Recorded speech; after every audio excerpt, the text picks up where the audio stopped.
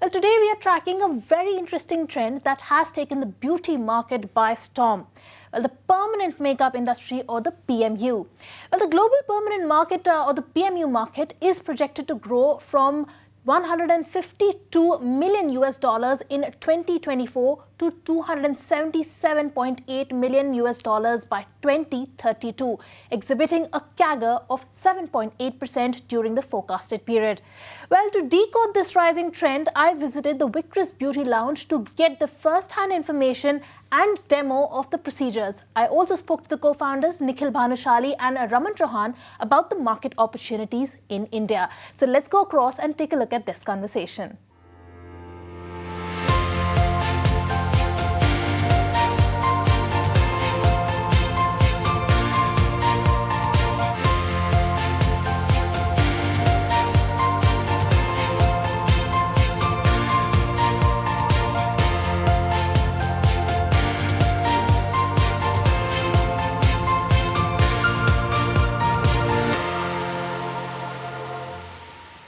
Hi Nikhil, hi Raman, welcome to ET Now Hangouts. It's a pleasure to have you both on our show, and thank you so much for having me in your studio. Amazing, it's our pleasure. Right. Thank you for coming. Right, so you're the business and you are heading the creative part. Correct. So, Raman, I want to come to you first because let's start from the basics. What is permanent makeup, or it is popularly known as cosmetic tattoos?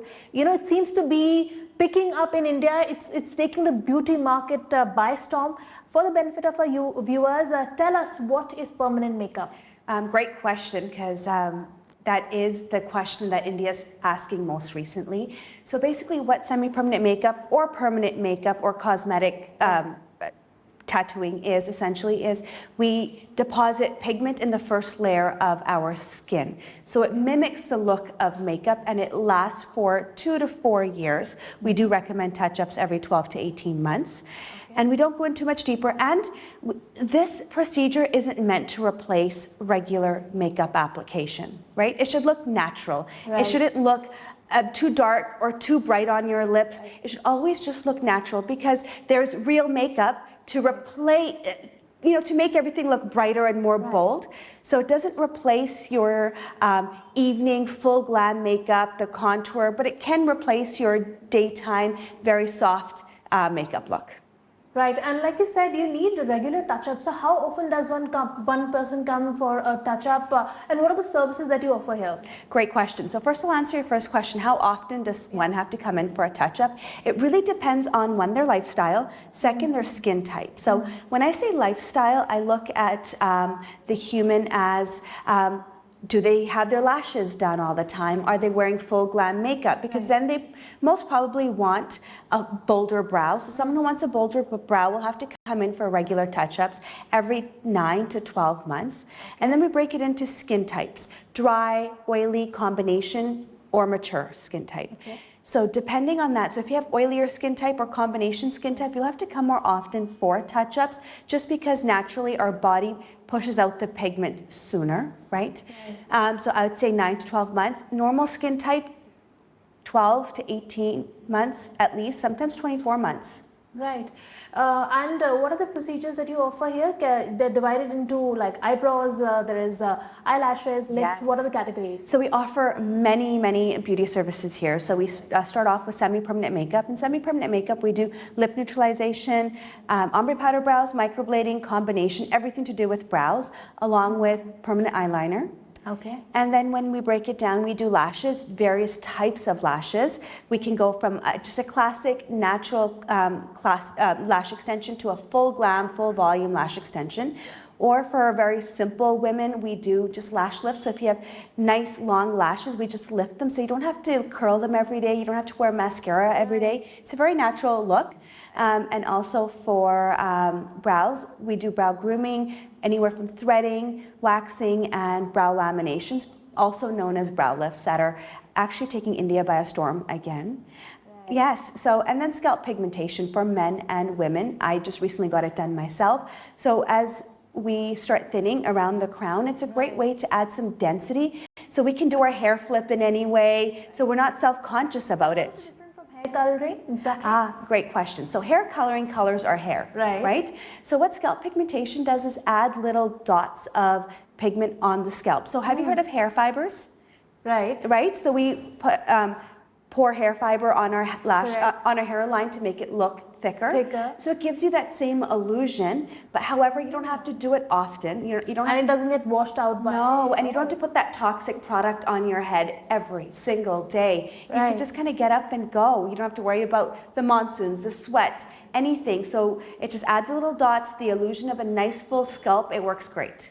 Right. And so, Nikhil, I'll come to you now. You take care of the business part. How much does, what is the price point for these procedures? And, you know, we're hearing that more and more regular people like you and I are getting this done. Yeah. It's not just restricted to the celebrities or the models anymore. So what are the price points and what is driving this growth? Is it the accessibility? Is it the affordability? What is driving the growth?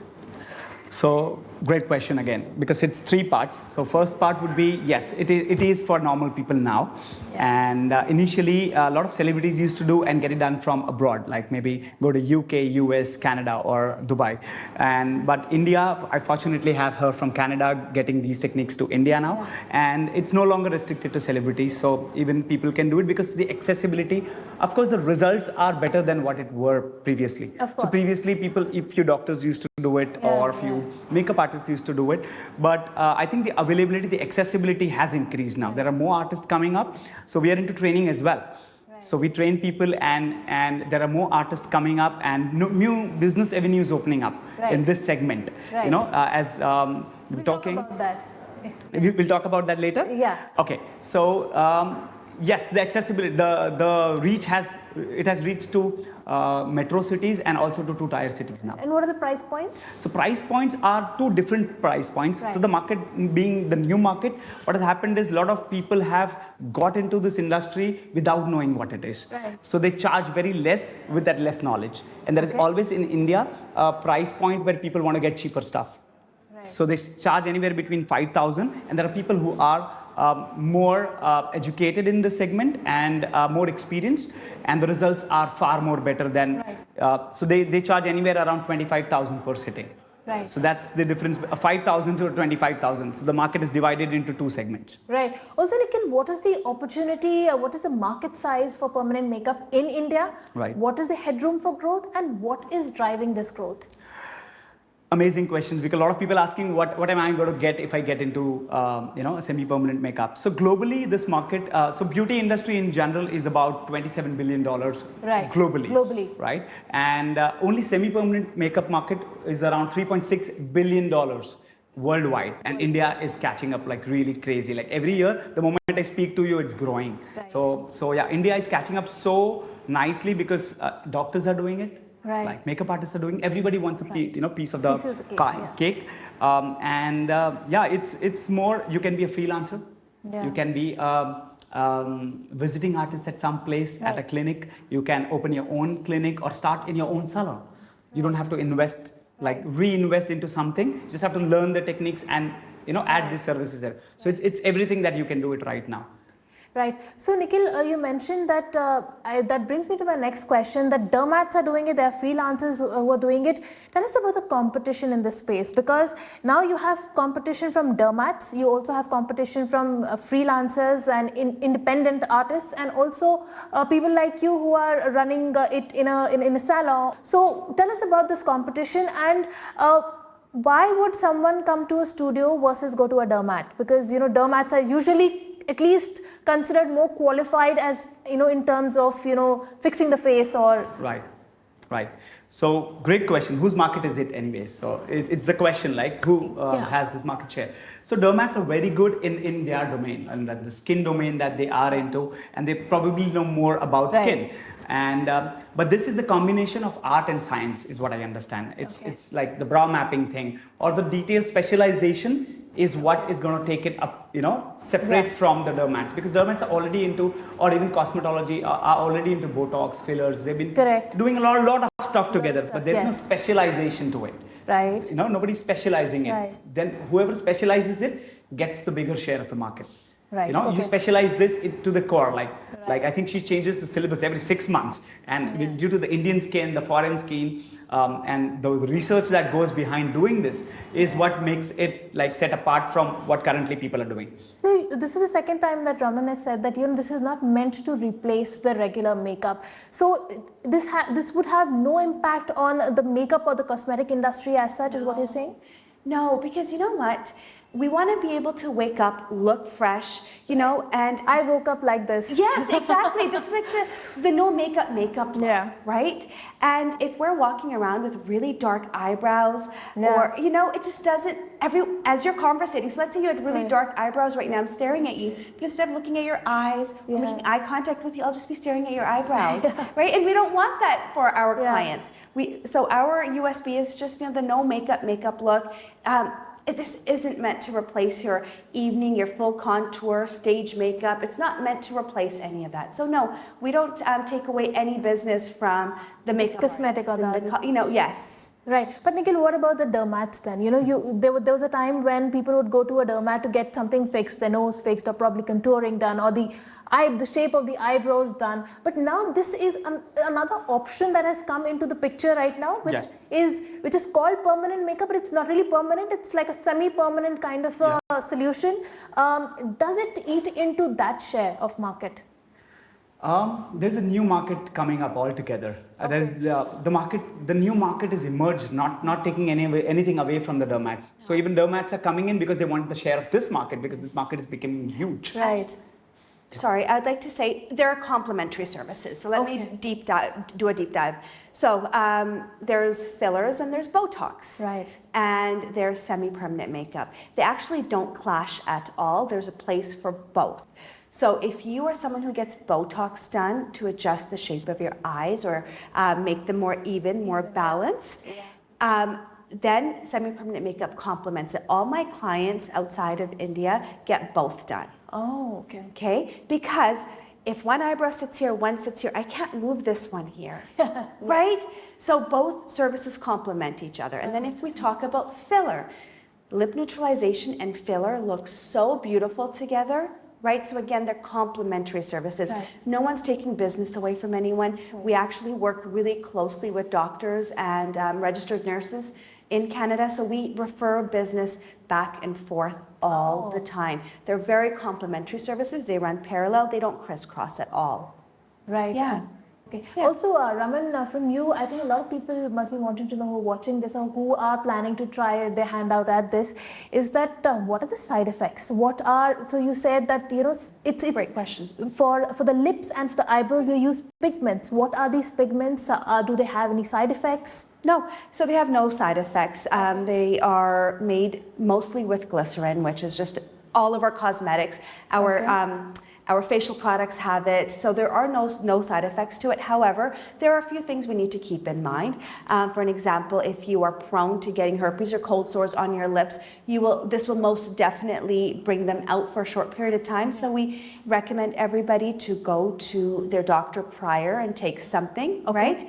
And side effects to the eyebrows, no. There is a chance, again, when you do anything, whether it's microneedling or anything a little bit more invasive to our body, there's always the option of infection, but we send everyone home with aftercare instructions and ointments, etc., to follow very closely so we can avoid any complications afterwards. So it's basically there's some sort of a precaution before the procedure and then some aftercare as well. Correct. Right. And is there any downtime for this procedure? 100% there is, depending on your confidence a little bit. Okay. So some people will get the procedure done and they do not even care about their really dark brows because they do look dark for the first few days.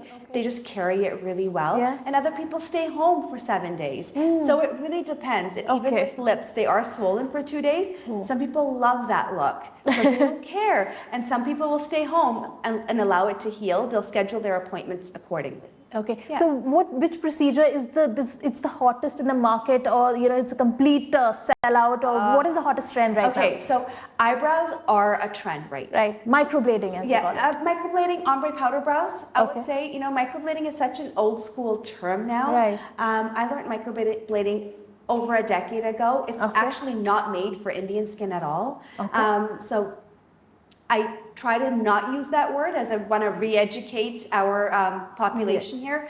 However, eyebrows are trending, but the most life-changing procedure is lip neutralization. Oh, okay. Literally life-changing. All right, all right. Nikhil, coming to you then, tell us what role has social media played in the growth of this industry? Because suddenly this is all out and about, you know, it's suddenly become a rage because we were seeing influencers do it, actually more of influencers than celebrities, because usually when you look at a celebrity, whatever you see, it seems very inaccessible, but the influencers have made things more accessible and real, right? Mm-hmm. So what is the role that social media has played in augmenting this and your business as well? Yeah, so I'll answer the second one first. A lot of celebrities do it, but they will not tell that they've done it because of their status in the industry, I guess. But a lot of social media influencers are more open to talk about it because they want real content. They are like real to their audience, and everybody does it. Like whoever celebrities you know have done it, and even the and social media. I'll come to the first one. Social media has played a tremendous role. Like we are stuck to our phones now. That's how it is, and it is easily accessible. So now I know the trends happening in Canada, sitting here, which was not the case some time back, and especially after COVID. Like people are too glued to their phone, and it's trending. People want to do what's in trend. I understand this is in trend, but it's also a solution to a problem. Like, you know, so you don't think it's a fad which will just go away? It's here to stay. It's here to stay because what happens is if it's solving your problem, like people having alopecia, have no eyebrows, have thin eyebrows. It was a treatment initially for them, and now it's a lifestyle. So initially, when you like people used to go to salons when there was occasion, and now it's a monthly routine that they go to their salon. So it's no longer a luxury; it's a necessity now. Likewise, even this is a necessity now. Do you agree? I don't even call it a necessity anymore. I call it a lifestyle. Lifestyle. Beauty has become lifestyle. Beauty has become lifestyle. It's a very important statement, but that also brings me to my next question. What is the age demographics of the client base that you have, and what kind of people are coming to you more and more often? What are the geographies that you see this trend picking up? Right. So age is really over and above 30. Right now, and there are young people also stepping in now. Recently, that is what I saw, like around 25 also. Not just to be trendy, but everybody wants to look beautiful. And if there is a solution to it, why not? You know, so ranging, and if there is a problem to a client, like a genuine problem, like an alopecia that we're talking about, where they don't have eyebrows. So even an 18-year-old getting it done. And then even we have clients 62 years old as well. So it's really I think it's all over. Like everybody and anybody can do it, right? Even the lips is like anybody can do it. What are your challenges in the Indian market? You have been doing this in Canada, so you know Canada versus not just Canada, the world over, global market versus the Indian market. How's the landscape? How are the client base different? How are the customers different? And what are your challenges? Great question. So we entered the Indian market about 7 years ago. So it's changed a lot. So when we first entered, we needed to educate a lot. Whereas outside of India, everyone knew what semi-permanent makeup was. It was very easy for people to understand and commit to the service. Here in India, there was a lot more counseling. You know, and there still is, like fast forward 8 years, we were one of the pioneers 8 years ago, but now collectively seeing other really good partners with other businesses, together we've been able to educate the Indian market that we here understand what semi-permanent makeup is a little bit more. All right, all the best to you both, and yes, we can see the semi-permanent makeup industry grow and boom exponentially, especially like you mentioned that beauty has now become a lifestyle. It has. Not just a choice, it's a lifestyle. So thank you so much both of you for joining us. Thank you very much. Thank you so much. It's our pleasure.